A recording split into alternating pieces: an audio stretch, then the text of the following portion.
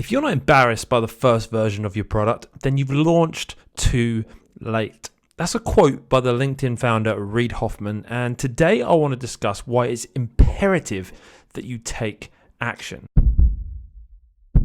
So in today's Mindset Monday installment, I want to discuss with you the powerful, potent combination of two potential dream killers in procrastination and perfectionism. Now, I don't know about you, but I often really struggle with putting out work that isn't as perfect as I would like it to be. I'm a recovering perfectionist, and it's painful at times because perfectionism is not about always putting perfect work out, but it's being unwilling to release the fact that in life there are always going to be things you're not happy with. And if you wait until something is perfect, then you're going to be waiting forever. And one of the main things that really does hold people back with this area of perfectionism is when it's combined with procrastination, when we allow this desire to release something perfect to cause us to procrastinate. And one of the things you really shouldn't procrastinate on is subscribing to this channel if you aren't already, because by hitting that sub button, it's going to provide you with weekly content to help you build a business that allows you to stop trading so much time for money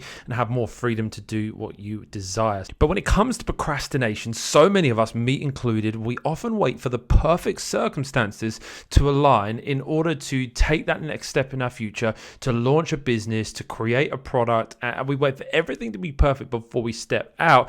And for so many of us, that actually causes us to never take the action we desire. We're waiting for everything to be perfect, and as you know in life, nothing ever is. Maybe you struggle with fear. What if I lose money? What if this doesn't work out? What if this business model's not all it's cracked up to be? What if my supplier goes AWOL? What if I lose my products on a boat? What if they don't sell? What if, and so on we can go. They are all understandable questions, and questions that I myself too began asking at the beginning of my journey. But some 7 years ago now, I decided that I wasn't willing to keep allowing myself to trade so much of my valuable time, something that is completely limited. There's only so much time I get on planet Earth, and I wasn't willing to keep trading so much of it just in exchange for money. I wanted to do something more, exchange it for time with my family, to make an impact, to give back, and so many other things. And so I began my e-commerce journey even though I had these same fears. I actually created a line of t-shirts, because wouldn't a t-shirt company be cool? I thought at the time. I knew nothing about selecting a good product. I knew nothing about how to source a good high quality product. I knew nothing about shipping. I knew nothing about selling that product. I knew nothing about marketing and scaling a business. Like, I knew nothing, but there was something in me that realized there was an opportunity in the world of e-commerce, and I for one was going to grab it with both hands. And so I borrowed $3,000 from my daddy's money, and just simply because that saved me the 15% interest fee on the bank loan. But I borrowed that money and I invested it in stock, and honestly I was so green, I literally knew nothing about it. I paid the supplier the complete amount of money for production up front, 100% up front. I didn't get an inspection, I just got them to send me photos.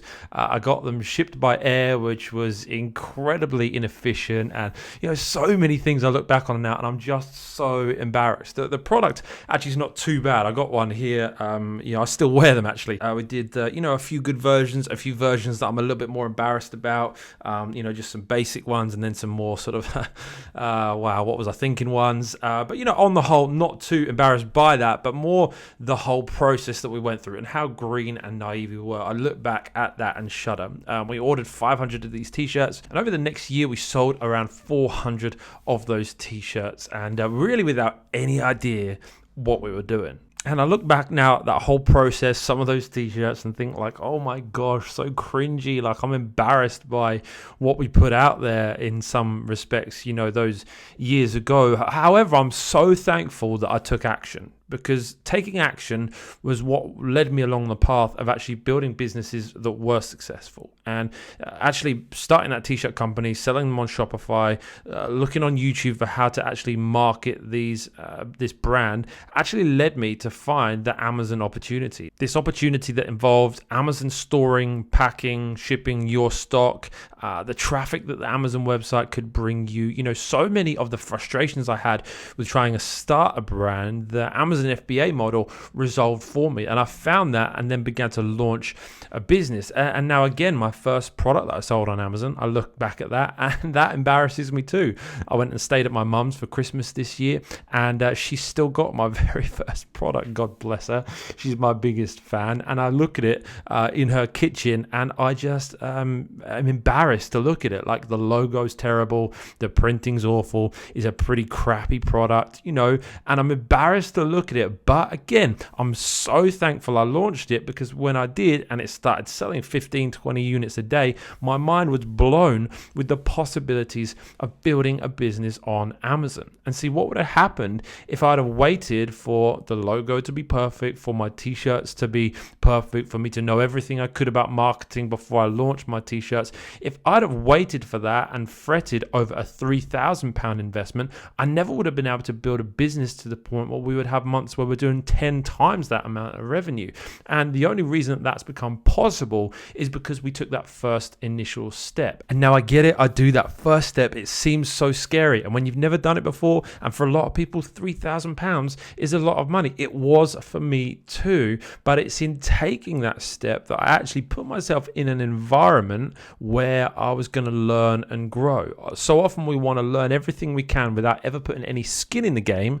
And we're never going to learn the things we need to learn to grow a real business unless we put some skin in the game. Someone once said that those that pay attention, and you want to get everything for free in life, and you want to do launch a business without any investment whatsoever.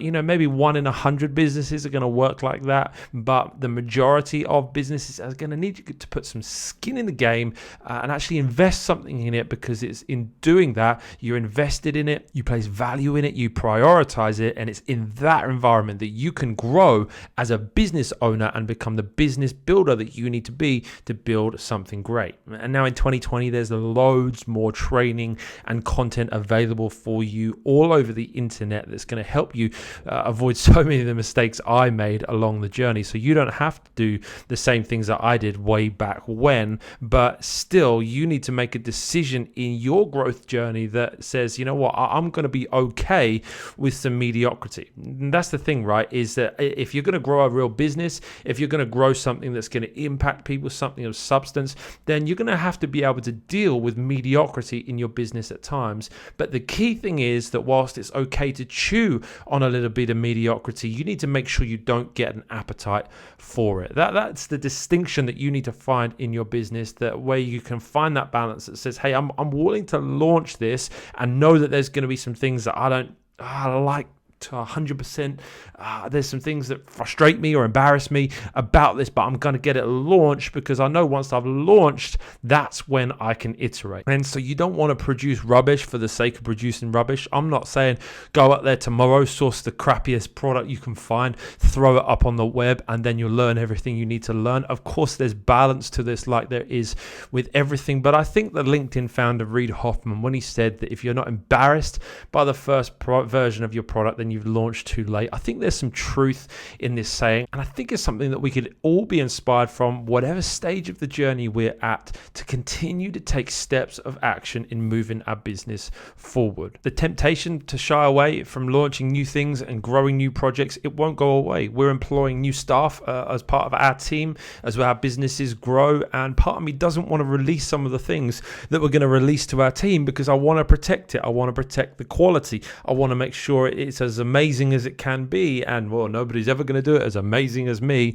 But if I stick with that mentality, my business will stay small, and the impact of my life will similarly stay small. And so, like I said, whatever stage of the journey you're at, there's going to continually be this temptation to avoid pushing out and trying new things, because it's going to stretch you. But I want to encourage you to embrace the stretch. If you like the idea of launching a product on Amazon, but these fears speak to you, you're scared, you're worried about what could possibly go wrong, and why don't you consider launching a product for a low budget? In this video up here or down in the description below, I talk you through how I've launched a product for under £1,000 and give you the criteria to help you do exactly the same. I really hope it's helpful. If this video has been helpful, do hit that thumbs up button just to let me know so I can keep creating content like this for you. If you haven't yet already, please do subscribe, and I'll see you in the next one.